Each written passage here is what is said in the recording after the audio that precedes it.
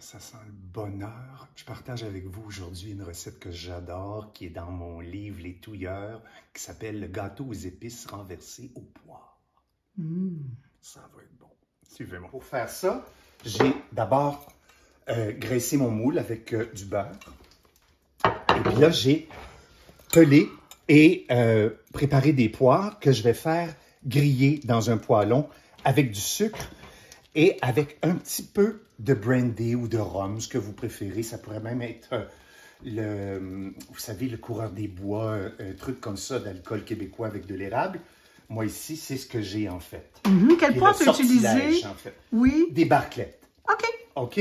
Tout simple. Et puis, vous pouvez y aller, même si elles ne sont pas tout à fait mûres. Ouais. Ça va être mieux. Ça pardonne. Ça va pardonner un petit peu. Alors, je mets du sucre que je vais faire fondre ici. Donc, ça va caraméliser. Voilà. Et là, je vais faire caraméliser mes poires. Comme ça. Et puis, on se revoit quand c'est caramélisé. Et puis que je vais dresser le fond de mon moule. Parfait. Et voilà. Mes poires sont caramélisées. Et puis, j'ai fait un beau petit caramel avec l'alcool dont je vous ai parlé tantôt. On a un beau liquide dans le fond. J'ai mis mes poires. Et là, ça ne peut qu'être un beau début parce que là, il nous reste à faire notre beau gâteau. Oui, okay? donc moi, tu m'as demandé de crémer le beurre avec la cassonade, qui est de la cassonade foncée parce qu'avec les épices, on aime ça que ce soit un petit peu plus... Absolument. À notre farine, on va ajouter de la muscade fraîchement râpée que j'ai, mais si vous avez de la muscade à la maison, de la cannelle, gingembre moulu aussi, du sel. Ça ressemble au bonhomme de pain d'épices. Voilà. Ces odeurs-là. Et du clou.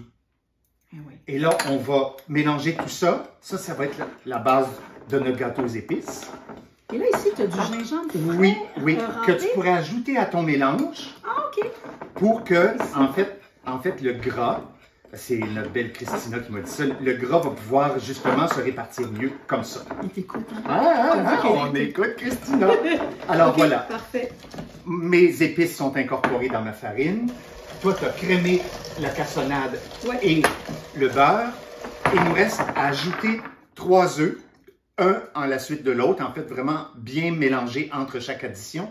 Ensuite de ça, on va ajouter notre mélasse.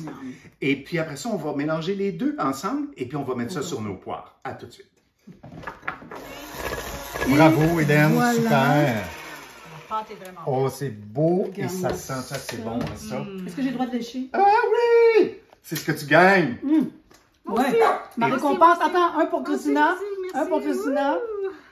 Ah, c'est tellement bon, François. Ah oui, c'est bon. Vous allez voir le faire. En fait, même à Noël, c'est vraiment un beau dessert qui va être élégant.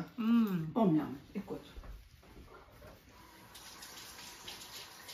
Et puis, on va envoyer ça dans un four préchauffé de 350.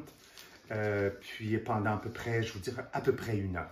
Là, mon bon Jean, c'est pas inquiétant, là, hein, que la pâte, là, tu vas l'étaler. C'est un peu normal que ce soit... Oui. Il n'y en a pas plus Elle que va ça, prendre... parce qu'elle va gonfler à la cuisson. OK. Oui, je veux la répartir un petit peu, là. D'accord. Mais ça va se faire... comme des fois, quand on trouve qu'un pudding chômeur, des fois, mon Dieu, on dit, il n'y aura jamais assez de pâte. Mais oui. Ça fonctionne. Oui. C'est pas ta première fois. C'est pas mon premier barbecue.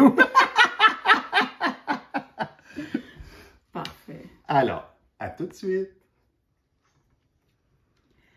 Là, ce que vous et moi, on a hâte de voir, c'est la magie du renversé. Oui!